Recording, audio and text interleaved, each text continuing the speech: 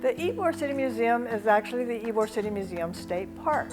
It is the smallest state park in the park system of well over 150 parks.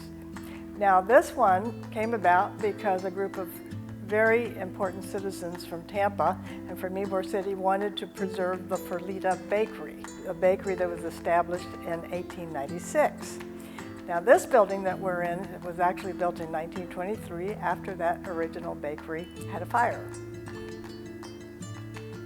We have a wonderful display of exhibits that began when Vicente Martinez Ybor came to Ybor City in 1885. A gentleman named Gavino Gutierrez, who was a friend of Vicente Martinez Ybor, encouraged him to come to Tampa. Mr. Gutierrez was looking for a place to grow guavas and then process them into guava jellies and such. Mr. Ybor was looking for a new place to make cigars because there was a lot of labor and political unrest in Key West where his current factories were. So they identified this area, which had 750 residents at the time. It was just a little fishing village, and they bought the original 40 acres. The first cigar was made in Ybor City on April 13, 1886, just a year or so after he was here. Ultimately, Tampa became the cigar capital of the world. They were making 500 million cigars in Tampa at the end of about the 1920s. People knew Tampa as a cigar town, but a lot of other things happened here.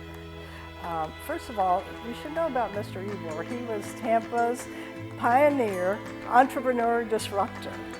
Mr. Martinez Ybor built immense wealth, and he owned many different kinds of businesses, and the first brewery in Florida, the gas company. He created an infrastructure here with both his business acumen and his generosity. And he had a business manager named Eduardo Manrada who managed all his businesses, and together they built quite an empire.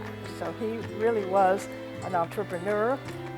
He could have been discussed in the same conversation as Vanderbilt or Carnegie, Ford, and others of that era.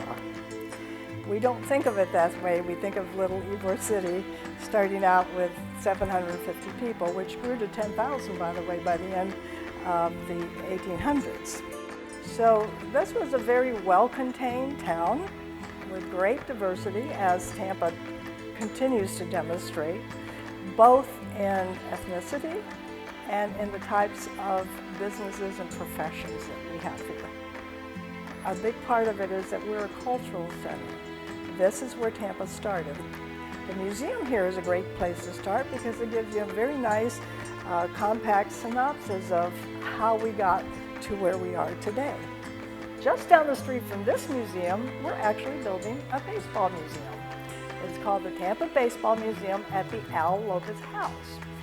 The Ybor City Museum Society was gifted by the city of Tampa Al Lopez's house. And Al was the first major league player, manager, and Hall of Fame inductee from Tampa.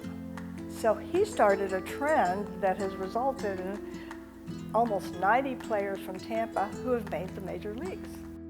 Tampa is a baseball town. We're excited the Rays got as far as they did. We hope they go further next year. And we really look forward to presenting the history of baseball in Tampa in 2020. We like to think that if you're going to visit Ybor City, and particularly if you're not from this area, start here, because you will get, in 45 minutes, you'll get such a sense of how we ended up being the birthplace of modern Tampa.